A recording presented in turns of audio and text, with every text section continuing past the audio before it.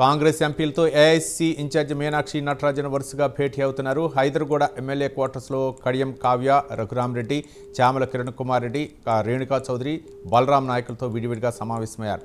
తుంగతుర్తి అంశంపై ఎంపీ చామల కిరణ్తో చర్చించారు. తుంగతుర్తి గొడవపై అన్ని విషయాలు అడిగి వివరాలు తెలుసుకున్నారు. పార్టీ విషయాలను ఇంటర్నల్ ప్లాట్ఫామ్లో చర్చించాలని చామలకు సూచించారు. గొడవలు జరగకుండా చూసుకునే బాధ్యత ఎంపీలపై ఉందన్నారు మీనాక్షి. సోషల్ మీడియాలో యాక్టివ్గా ఉండాలని ఎంపీలకు సూచించారు.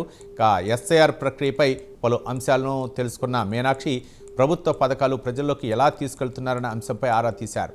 RRR north side, metro phase 2, Musi ప్రక్షాళన తదితర అంశాలపై వివరణ ఇచ్చారు. పార్లమెంట్లో లేవనెత్తాల్సిన అంశాలపై మీనాక్షి దిశానిర్దేశం చేశారు.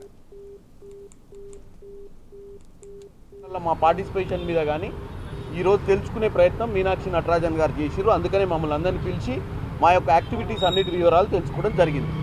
దాంతోపాటు నిన్న కూడా పార్లమెంట్ సభ్యులందరినీ రేవంత్ రెడ్డి గారు, బట్టి విక్రమార్క గారు రానున్న వానాకాల సమావేశాలలో రాష్ట్రంలో ఉన్నటువంటి పెండింగ్ అంశాలు, ముఖ్యంగా RRR నార్త్ సైడ్ క్యాబినెట్లో పెట్టాల్సిన అవసరం ఉంది. ఇమీడియట్గా క్యాబినెట్లో పెట్టించే విధంగా 20వ తారీఖు నుంచి ఏదైతే గడ్కరీ గారిని,